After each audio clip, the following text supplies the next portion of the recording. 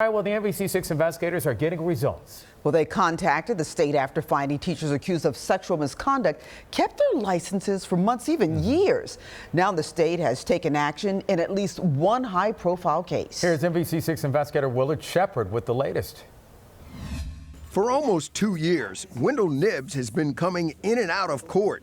But until a few days ago, he had a license to teach. It was discovered that there were multiple victims. After being arrested twice in 2 years for what his former students say he did in and outside of school. In court, prosecutors gave details. The defendant had sexual relationships with students. No parent should have to go through that. This father says Nibbs molested his daughter when she was in middle school. She is one of 9 former students who've accused their teacher of misconduct. My daughter's innocence was taken from me. My daughter was taken from me. A 13-year-old can't be exposed to that and go back. Nibbs, who has pleaded not guilty to sexual battery charges involving other students, is now behind bars, awaiting trial.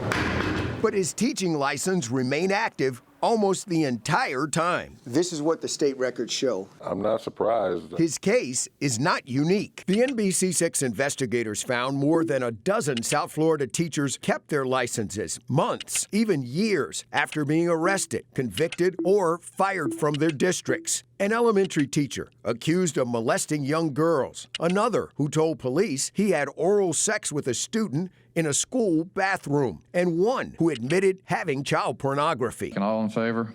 Aye. Opposed? The Florida Board of Education passed a rule this summer that gives districts 24 hours to report teachers facing serious criminal charges or even allegations they determine to be substantiated. And we've had numerous responses and reports of teachers that we didn't get notification of that we would revoke their license right away. The state education commissioner says accused teachers could lose their certification. We're going to continue to do what we've done in the last 6 months, and that was we immediately revoked this upon notice. But before that could happen, the Department of Education has to follow a series of steps, and it's up to an independent agency to make the final decision.